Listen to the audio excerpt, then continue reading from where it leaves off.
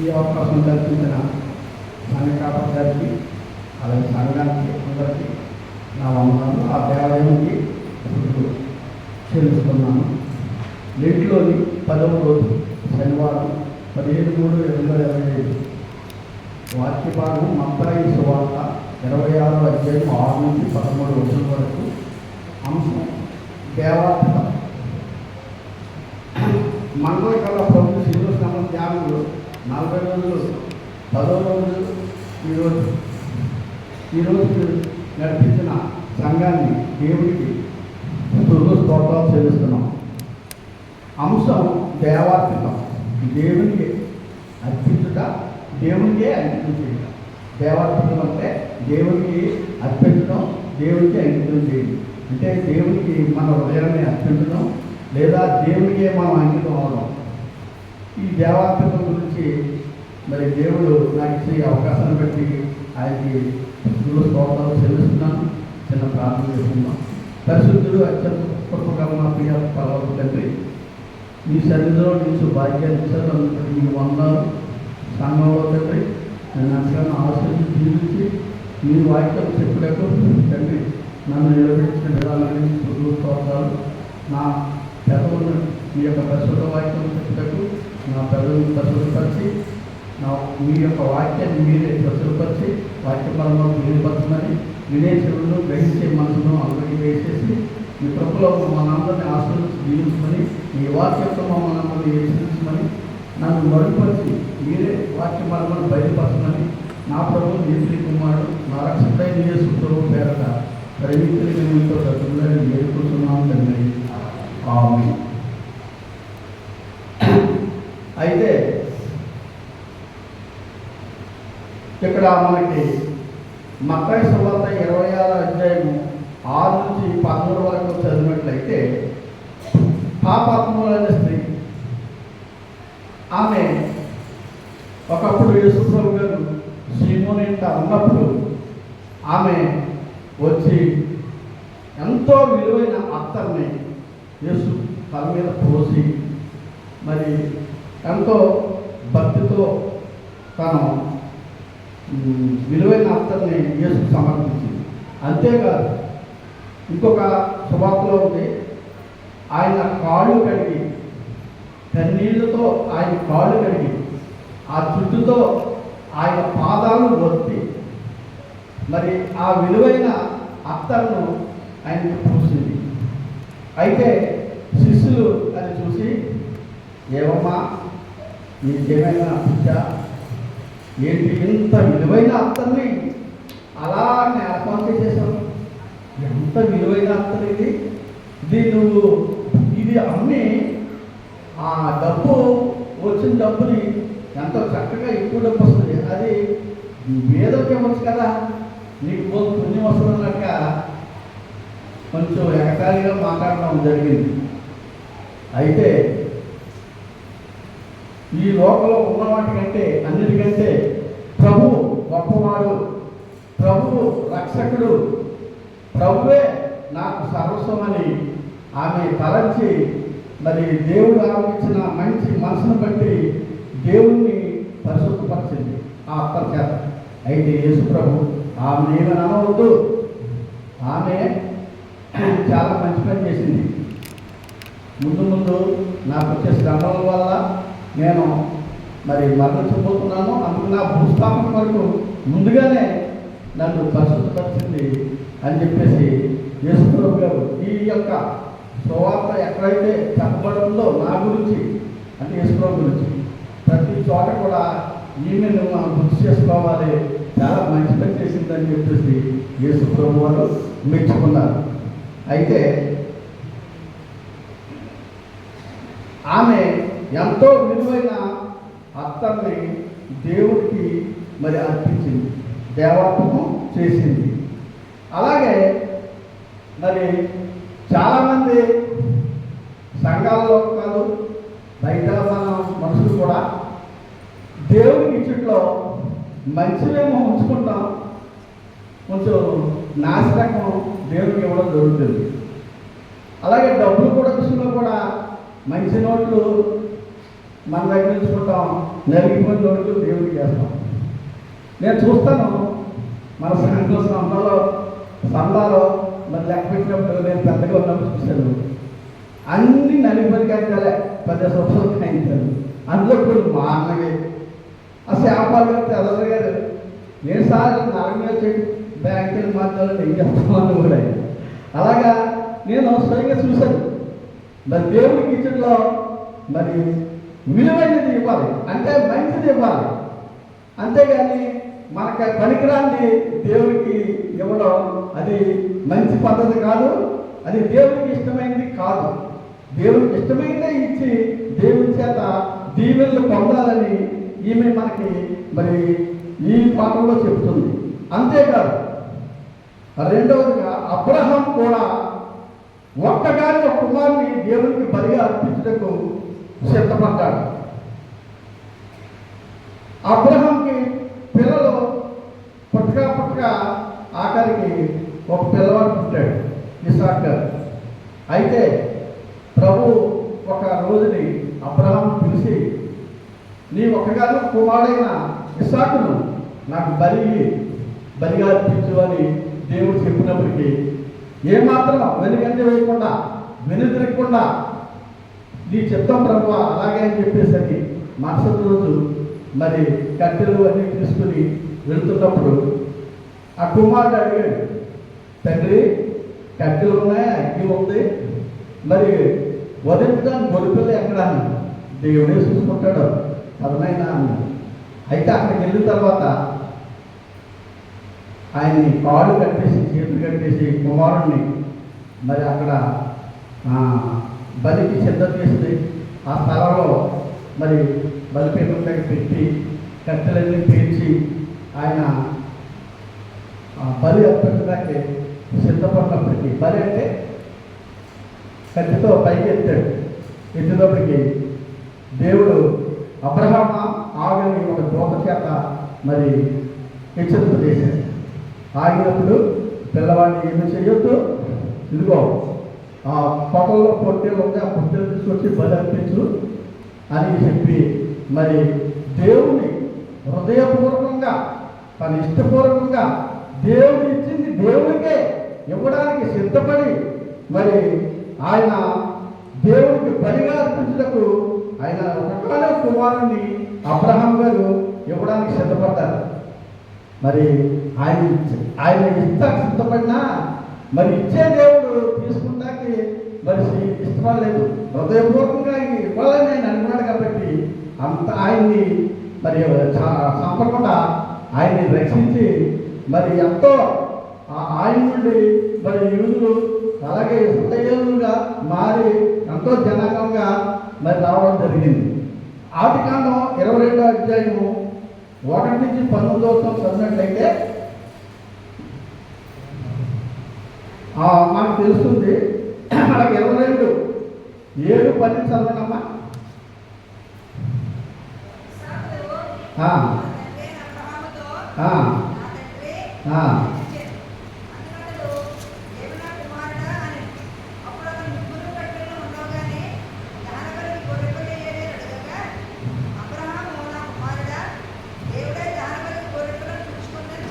Okay అమ్మ, చూసారా, కట్టెలు ఉన్నాయి, పొలలు ఉన్నాయి, మరి అగ్గి ఉంది, అన్నీ ఉన్నాయి.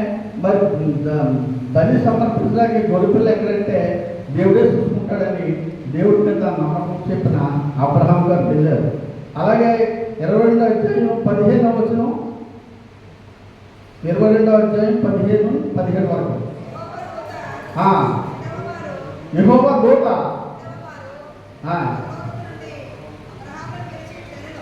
అబ్రహాం పిలిచి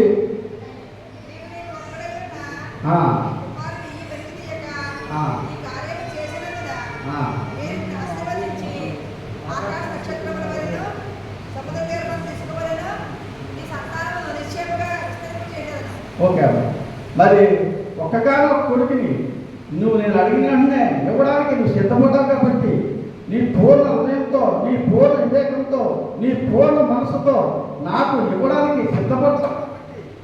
మరి నీ కుమారుని సంపత్తు అని చెప్పేసి దూత చేత హెచ్చరింపబడి మరి నీ బిడ్డను బట్టి నక్షత్రం వలె నీ సంతానాన్ని అభివృద్ధి చేస్తానని చెప్పి మరి దేవుడు పలికినట్లుగా మనం చూస్తున్నాం.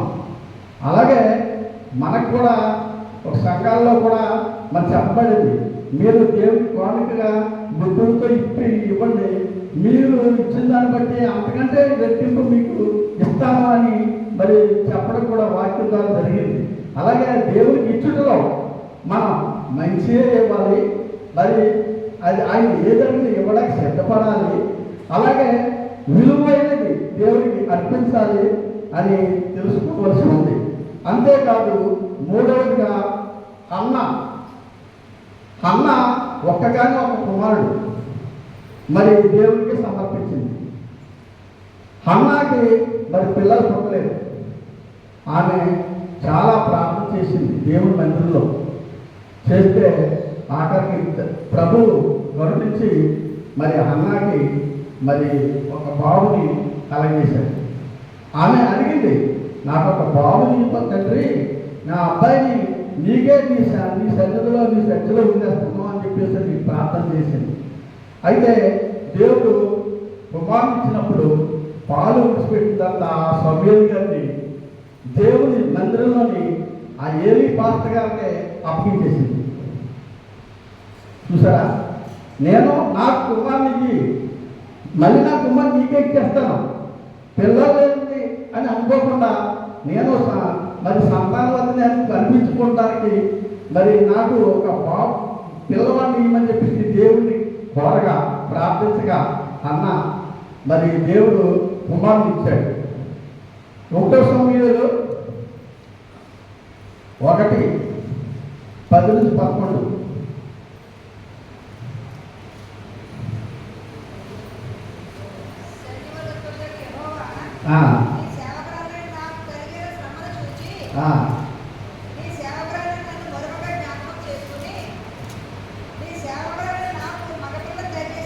ఓకే అమ్మ, నీ సేవకైనా నాకు ఒక మగపిల్లని ఇచ్చిన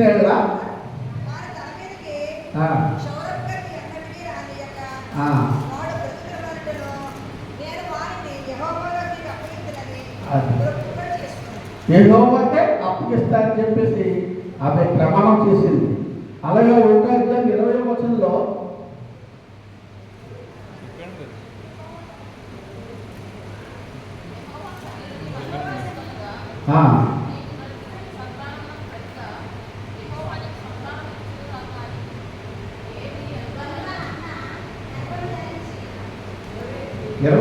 వచ్చినాడు.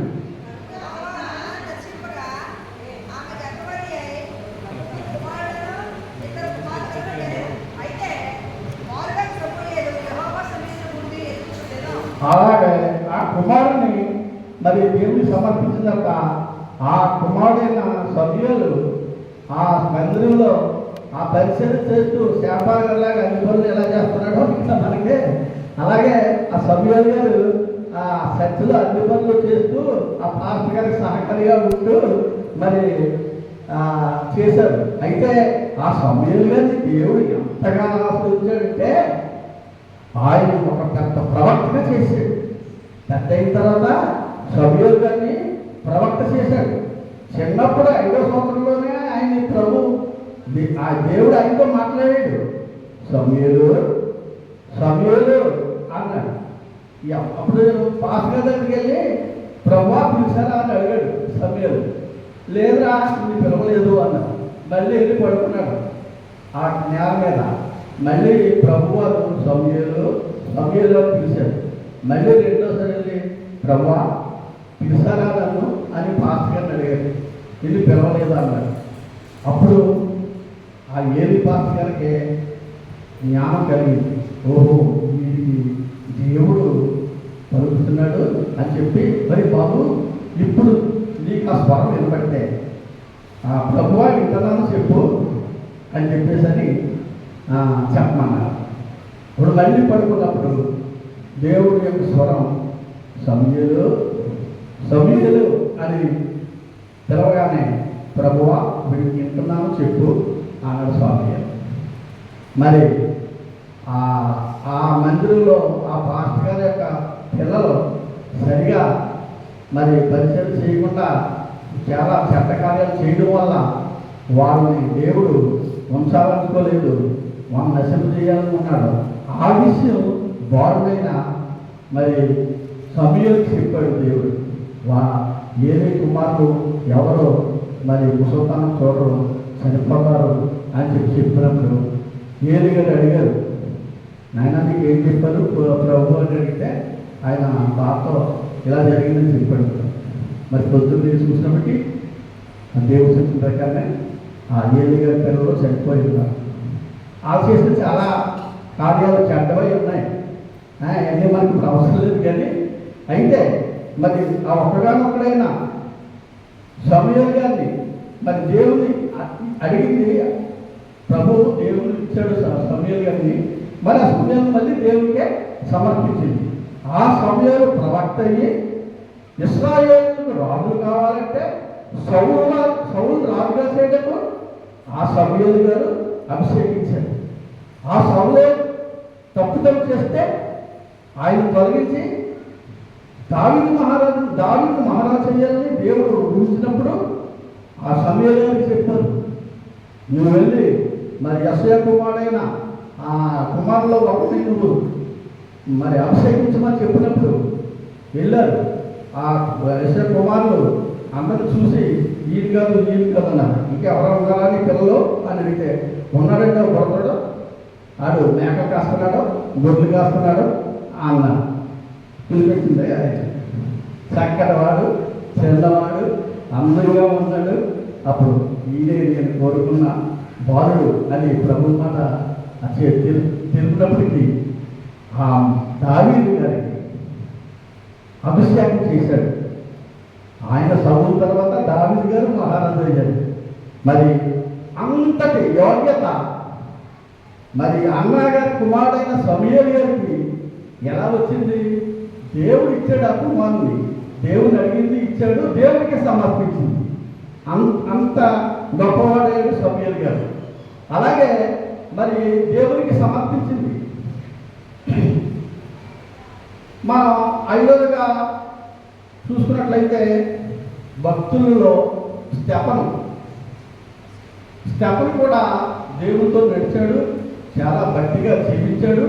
పౌలు గారితో సహా ఆయన జోడిగా ఉండి ఎన్నో మరి దేవుడి కార్యక్రమాలకి హాజరయ్యి మరి ఎన్నో సేవ చేశాడు ప్రభుకి. అయితే ఆయన్ని ఈ జనులందరూ కలిపి కొట్టి చంపారు. అప్పుడు ఆ స్టెఫన్ గారు ఏమన్నారంటే, ప్రభువా నా ఆత్మను నీ చేతికి అప్పగించుకుంటున్నాను అని చెప్పి చనిపోయాడు. మరి స్టెఫను అంత భక్తిగా దేవుడితో నడిచాడు కాబట్టి మరి తన ఆత్మను దేవుడికి సమర్పించాడు. అపోస్తుల కార్యాలు 7వ అధ్యాయం 55-60 వరకు చదవండి. అపోస్తుల కార్యాలు 7వ అధ్యాయం 55-60.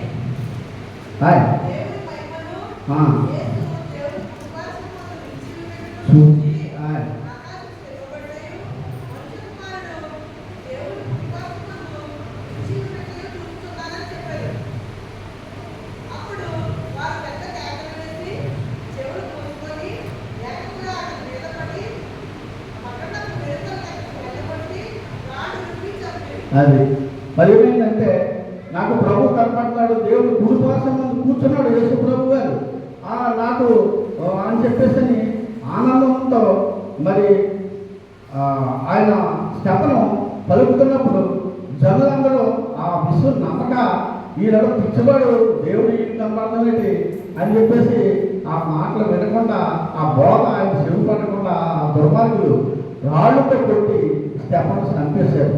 చంపుతున్నప్పుడు ఆయన ఇలాగ అన్నాడు, తన ఆత్మను దేవుడికి సమర్పించాడు. తండ్రి నా ఆత్మను నీకు అప్పగించుకుంటున్నాను. అలాగే ప్రభువుకి అప్పగించాడు ఆయన ఆత్మ. మనకి మరి దేవుడు ప్రభువుకి తండ్రి. మనకు ఆయన తండ్రికి తన ఆత్మను అప్పగించుకున్నాడు యేసుప్రభు వారు. అలా మనము మరి యేసుప్రభు వారికి మన ఆత్మను అప్పగించాలి. ఎందుకంటే మన కాపరి, మరి మనకి సహాయకుడు, మన రక్షకుడు, మన ప్రభువు యేసు ప్రభువు. అందుకే మన ఆత్మను యేసు ప్రభువుకి అర్పించాలి భక్తిగా జీవిస్తూ. అలాగే మరి ఐదవదిగా పౌలు సౌలుగా ఉన్నప్పుడు మరి ఆయన మార్గ మధ్యలో దమస్కు పట్టణంకు వస్తున్నప్పుడు ఆయన కింద పడిపోయి గుర్రపోయింది. అప్పుడు యేసు ప్రభు దర్శనమిచ్చి అతను కళ్ళు పోయాయి. అప్పుడు నీవు వెళ్ళి ఒక భక్తుల దగ్గరికి వెళ్ళి అక్కడ ప్రార్థన చేయించుకో అని చెప్పినప్పుడు ఈయన వెళ్ళి ఆయన దగ్గర ప్రార్థన చేయించుకుంటే కళ్ళు వచ్చాయి. అప్పటి నుంచి మరి పౌలు గారు తన జీవితాన్ని తనని మరి యేసు ప్రభుకే అంకితం చేసుకున్నాడు. మరి మా పౌలుగా మారిన నుండి దేవుడికే తన జీవితాన్ని దేవార్పణం చేశాడు. అపోస్తలుల కార్యం 9వ అధ్యాయం 16-18 చూడండి.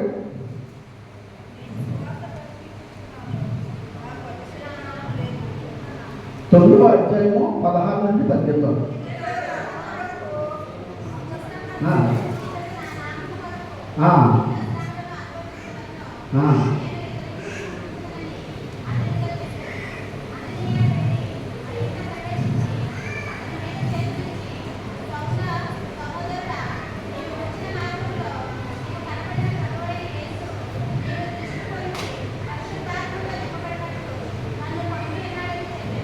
అది యేసు ప్రభు మరి ఆయన చెప్పినప్పుడు దేవుడు మరి ఎక్కడికి వెళ్ళమన్నాడో అక్కడికి వెళ్ళి ఆయన ప్రార్థన చేయించుకుని మరి రక్షణ పొందాడు. యేసు ప్రభునే తన సొంత రక్షకులుగా ఆ పౌలు గారు మరి ఆయన జీవితాన్ని అర్పించాడు. అరే ఆరవదిగా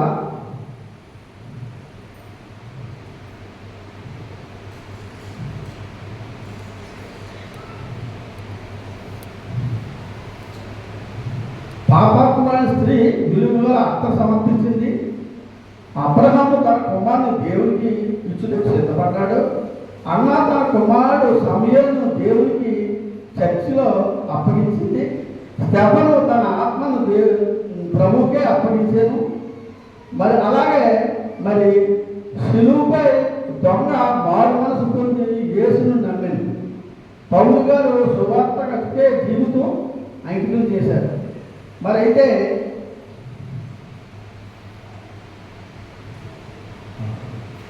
యేసు ప్రభువులో ఒకడైన ఇస్కరియోతు యోధ యేసు ప్రభుని అప్పగించాడు. వీళ్ళందరూ దేవునికి తన హృదయాన్ని సమర్పించారు, తన జీవితాలు సమర్పించారు, అలాగే తన విలువైన వస్తువులు సమర్పించాడు. మరైతే ఆయనతో ఉంటూ ఆయన చేస్తున్న అద్భుతాలు ఆశ్చర్యకార్యాలు చేస్తూ మరి ఇస్కరియోతు యోధ ఎంత మరి పని చేశాడంటే 38 నెలలకి మరి ఇస్కరియోతు యోధ యేసు ప్రభుని అప్పగించాడు. మరి అయితే లోకాసువార్త 22వ అధ్యాయము 47-48 చూసినట్లయితే లోక 22వ అధ్యాయము 47-48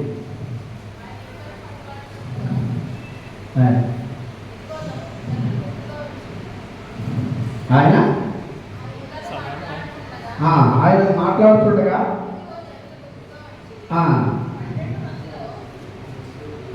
ఒకటైనా యోధ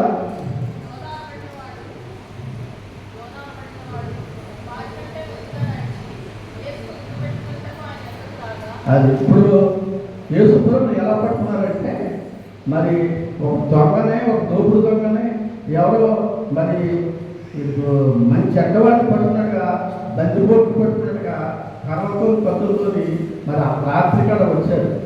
వచ్చి మరి వాళ్ళతో పాటు ఈ యోధ ముందుగా వచ్చి యేసు ప్రభుని ముద్దు పెట్టుకున్నారు. ఎందుకంటే ఈ ముద్దు పెట్టుకుంటా కూడా ఒక ఇది ఉంది, అర్థం ఉంది. ఆనాడు శిష్యులు 12 మంది, తర్వాత ఇంకా చాలామంది శిష్యులు ఉన్నారు. వాళ్ళతో పాటు కొందరు యేసుతో ఉండేవారు. అయితే రాత్రుల్లో యేసు ప్రభు ఎవరో వాళ్ళ పట్టలేకపోయారు.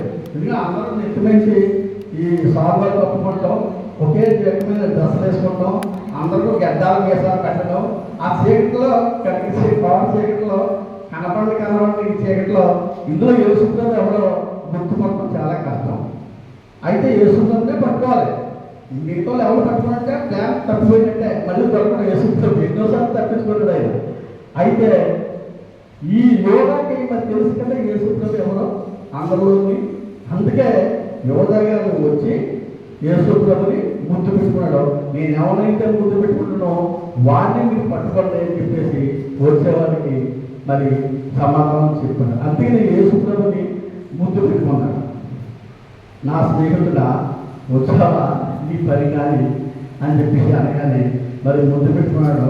అందరూ వచ్చేసి మరి ఆయన్ని వెంబడించి చుట్టుముట్టారు.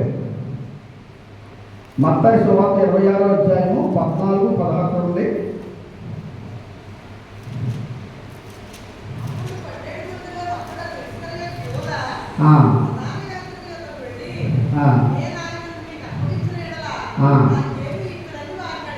అది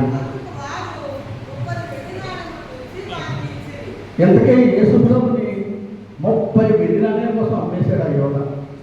నిజానికి యేసుప్రభుతో ఉంటూ ఆయన ఎన్నో స్వస్థతలు చేస్తూ మరి ఎంతో మరి అందరికీ శుభవచనం చెప్తుంటే కానుకలు ఇచ్చినప్పుడు ఆ కానుకలన్నీ సంచి యోధా దగ్గరే ఉండేది.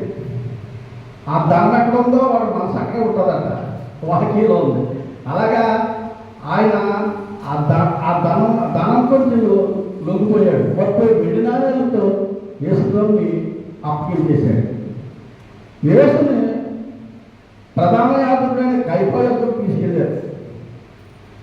ఆ కైఫా ఏం చేశాడంటే పిలాతు దగ్గరికి పంపించాడు. పిలాతు మళ్ళా యేసుని హేరోదు దగ్గరికి పంపించాడు. హేరోదు మళ్ళీ పిలాతు దగ్గరికే పంపించాడు. మరి అయితే ఈ కాటు తిరుగుతూ ప్రభువాన్ని హింసిస్తూ ఎన్నో బాధలు పెడుతూ మరి ఆఖరికి పిలాతు యేసుని ప్రజలకు అప్పగించాడు. బాబు నేను ఎందు నాకు ఏ నేరం కనబడడం లేదు, నా చేతులు నేను కడుక్కుంటున్నాను, నాకు ఈ దోషం వద్దు, ఈ పాపం నాకు వద్దు అని గురించి ఇది మీకే ఉండాలి, ఈ పాపం నాకు అవసరం లేదు, ఈయన చాలా నిజమైన మంచివాడు అని చెప్పేసి ఆయన సర్టిఫికెట్ ఇచ్చాడు. అయితే ఆయన రక్తము మా పిల్లల మీద మా మీద ఉండాలని చెప్పేసి ప్రజలు కేకలు వేశారు. అయితే మత్తయి సువార్త 27వ అధ్యాయం 26వ వచనం చూడండి.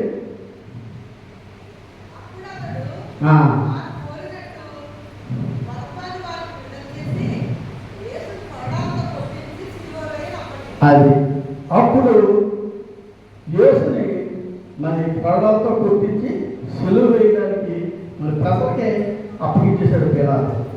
అయితే బరబ్బా అనే దొంగని పసకా పండుగ వాటిని విడుదల చేయాలా, యేసుని విడుదల చేయమంటారా అని పిలాతు అన్నాడు. వద్దు బరబ్బానే మమ్మీ. ఈరోజు అలాగే ఉంది, దొంగలదే దోచుకున్న వాళ్ళది, దుర్మార్గులదే రాజ్యంలో ఉంది. మాకు ప్రభు వద్దు, మాకు ఆ దుర్మార్గుడే దొంగే కావాలి అని చెప్పేసి అన్నారు ప్రజలు.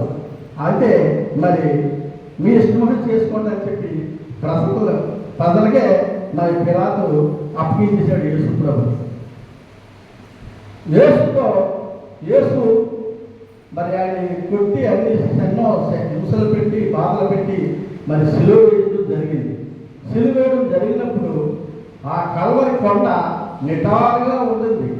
ఆయన ఆ కొండ మీద సిలువ మోసుకుంటూ మరి ముళ్ళ కంచె ఉన్న కోడతో ఆయన్ని వీపు చీల్చేసి ఎన్నో చిత్రహింసలు పెట్టారు, ఉమ్ము మూశారు, ఎన్నో శ్రమలు పెట్టారు. అన్నీ సహించాడు, అన్నీ భరించాడు. ఎందుకు? మన కోసం, మనల్ని రక్షించడానికి, మన పాపాలు క్షమించడానికి, మనం పడవలసిన ఆ చేదరింపులు, మనం తినవలసిన గోడా దెబ్బలు, మనం కాచవలసిన రక్తాలు మరి యేసు ప్రభు అనుభవించి ఆయన సిలువ ఎక్కాడు. మరి ఆయన యొక్క మరణం ఎంత విలువైంది. ఎన్నో విలువైన వస్తువులు మనకు ఉన్న దాంట్లో ఇచ్చాము, కానీ ఆయన విలువైన రక్తాన్ని, ఆయన విలువైన ప్రాణాన్ని మన కొరకు సమర్పించాడు యేసు ప్రభు వారు. మనం గొప్ప, యేసు ప్రభు గొప్ప. మరి యేసు సిలువలో వేయబడినప్పుడు ఇద్దరు దొంగలు ఉన్నారు. అందులో ఒక దొంగ, ఏం ప్రభువా, నువ్వు ఎన్నో మంచి మంచి కార్యాలు చేసేవాడు కదా, ఎంతనో రక్షించేవాడు కదా, మమ్మల్ని కూడా రక్షించి నువ్వు కూడా రక్షించుకోవచ్చు కదా అని హేళన చేశాడు ఒక దొంగ. అయితే రెండో దొంగ, ఒరే ఎందుకురా నువ్వు అలా మాట్లాడుతున్నావు, మనకి తగిందే, మనం చేసిన తప్పులకి శిక్ష మనకి పడవలసిందే. ఆయన ఏ తప్పు చేశాడట ఈ శిక్ష అనుభవించడానికి అని చెప్పేసి ఆయన పడ్డ బాధలో, ఆయన మరి హింసించిన మరి హింసలో అన్నీ చూసి ఆయన చాలా హృదయం నీరైపోయి అప్పటికప్పుడే అతని హృదయం మారిపోయింది దొంగ. అప్పటికే ఆయన మారు మనసు వచ్చేసింది, ఈ నిజంగా దేవుడి కుమారుడే, ఈయన ఇన్ని బాధలు పడితే ఇంత శాతం బలవంతుడైన దేవుడు, నిత్యులకు తండ్రి, సమాధానకర్తగా అధిపతి, అయ్యి బాబు ఈయన చాలా గొప్పవాడని ఆ హృదయమందు ఆయన మరి రెండవగా అనుకుని మారు మనసు పొందాడు. మారు మనసు పొంది యేసు ప్రభువుని నమ్మాడు. లోకసువార్త 23:42-43 చూడండి. లోకసువార్త 23:42-43.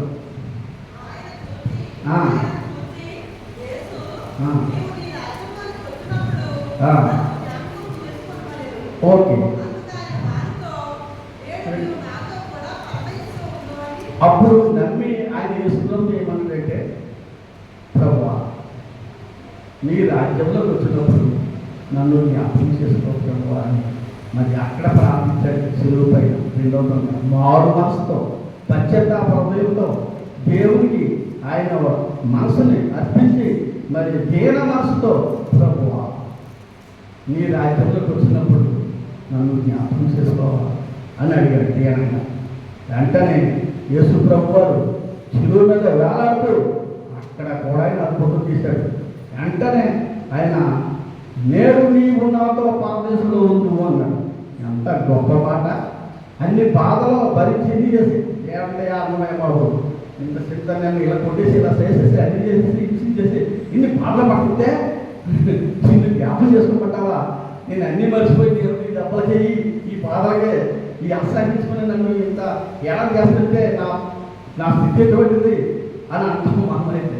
అయితే ప్రభువు వెంటనే ఆయన ఉదయం నీరే ఆ శిలువపై వేలాడుతూ కూడా మరి ఆ దొంగని ప్రేమగా చూస్తూ నేడు నీవు నాతో పరదేశంలో ఉండు అని చెప్పారు.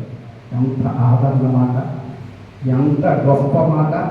నేడు నీవు నాతో పరదేశంలో ఉండు అని మరి ఆయన మారు మనసు గ్రహించి, దీన మనసు గ్రహించి, ఆయన సంపూర్ణమైన మనసు దేవుడికి అర్పించాడని మరి యేసు ప్రభు తెలుసుకుని వెంటనే ఆయనకి పరదేశంలో స్థానం ఇచ్చాడు. ఎవరికి? దొంగకి, ఆ మారిన దొంగకి. మరైతే మరి ఇటువంటి క్రియలు ఎన్నో చేసి శిలువపై కూడా యేసు ప్రభు మరి ఎంతగానో శ్రమపడ్డాడు. ఆయన్ని మరి పొట్టలో పొడిచాడు, బతికడో ఏడో చూద్దామని మరి కళ్ళతో పొడిచాడు. అలాగే హేళన చేశాడు, నువ్వు దేవుడు అయితే దిగవయ్యా అని ఎన్నో రకాలుగా హింసించారు. అయినా సరే యేసు ప్రభు ఓపికతో మరి తండ్రి వైపు చూస్తూ ఆయన ఆ పాపాలు అనుభవించాడు. ఎందుకు? మనల్ని రక్షించడానికి, మన పాపాలు క్షమించడానికి. ఆయన పొందిన దెబ్బల చేత మనకి రక్షణ ఉన్నది. ఆయన శిలువలో కాల్చిన రక్తం ద్వారా మన పాపము కడగబడుతుంది. రక్తం సిందించకుండా మరి ఎవరికి పాపాలు క్షమింపబడవు. ఆ ప్రభు అయిన యేసు మన పాపముల వరకు ఆయన రక్తాన్ని కాచాడు. ఎమోషనల్ క్రైతంగా మనల్ని కొన్నాడు. ఆయన రక్తాన్ని ఇచ్చి మనల్ని కొన్నాడు. అటువంటి ప్రభుకి మన హృదయాన్ని అర్పిందామా? ఆయన నమ్ముదామా? ఆయనే సర్వస్వామి మరి ఒప్పుకుందామా? మన విలువైనవన్నీ దేవుడికి ప్రభుకి సమర్పిద్దామా? మనమే ఆలోచించుకోవాలి. అయితే మరి యేసు ప్రభు తండ్రి అయిన దేవుడికి తన ఆత్మను అప్పగించుకున్నాడు. 7వ మాట, ఆఖరి మాటగా యేసు ప్రభు 7వ మాటగా పెద్దగా కేక వేసి, తండ్రి నీ చేతికి నా ఆత్మను అప్పగించుకుంటున్నా. మరి యేసు ప్రభు కూడా ఆయన ప్రాణం విడిచినప్పుడు ఆయన ఆత్మని దేవుడికే అర్పించాడు. తండ్రి అయినా యెహోవా దేవుడికే అర్పించాడు. మరి అయితే ఆయన ఆత్మను ఆయన అర్పించగలడు, తిరిగి తండ్రి దగ్గర నుంచి తీసుకోగలడు. ఆయన ఎవరు చంపలేదు, ఆయన ప్రాణదాత. అయితే మనందరి ప్రాణాల, మనందరి పాపాల కొరకు, శాపాల కొరకు శిలువపై బలి అయి మరి ఆయన రక్తం కాచి శిలువపై మరణించాడు. మరణించినప్పుడు మరి ఆఖరుగా తండ్రికి ప్రార్థన చేశాడు. మొట్టమొదటిగా శిలువపై ఉన్నప్పుడు అందరిని చూసి, హేళన చేస్తున్న వాళ్ళందరూ చూసి, తండ్రి మీరు ఏం చేస్తున్నారో వీరు ఎదురు కనుక వీరిని క్షమించని అన్నారు. మొదటి మాట ఆయన ప్రేమ, ఎంత ప్రేమ! అన్ని బాధలు సహిస్తూ కూడా మనల్ని క్షమించాడు తండ్రి అని ప్రార్థించాడు. వీరు ఏం చేస్తున్నారో వీరు ఎదురు కనుక వీరిని క్షమించమని అన్నారు. అలాగే ఆఖరి నాడు కూడా 7వ మాటగా కూడా ప్రార్థన చేశారు. మొట్టమొదటి శిలువ మీద ప్రార్థన చేశారు. కొన్ని మాటలు అయిన తర్వాత 7వ మాటగా ఆఖరుగా మరి దేవునికి ప్రార్థన చేస్తున్నాడు. ఏమని? యేసు ప్రభు తండ్రి అయిన దేవునికి తన ఆత్మను ప్రాణంగా అప్పగించాడు. తండ్రి నా ఆత్మని నీకు అప్పగించుతున్నాను అని చెప్పేసి అన్నారు. లోకసువార్త 23:46 వచనంలో, లోకసువార్త 23:46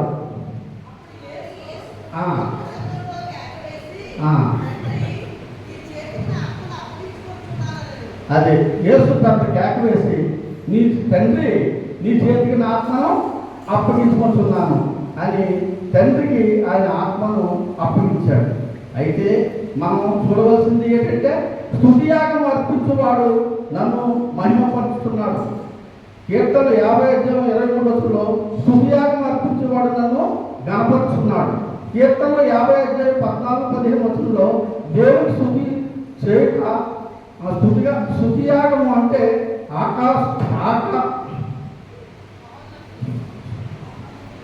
జయపుడంబము, లోకాసులో జయపుడంబము, గర్వము, స్వార్థము, నేను గొప్ప అనే చెట్టని బలిసేసి విడిచిపెట్టి నీ హృదయాన్ని ఆత్మలో దేవుని సమర్పించాలి.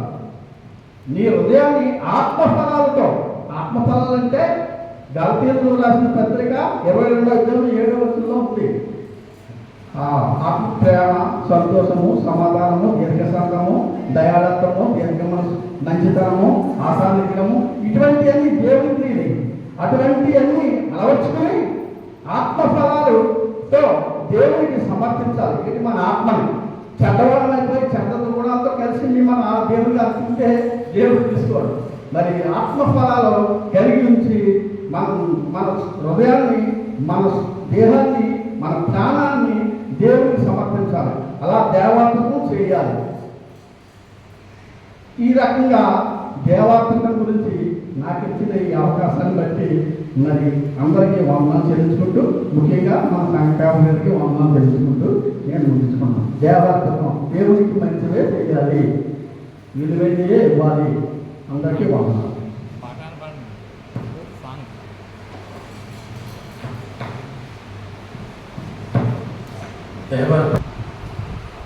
దేవార్పతము అంశం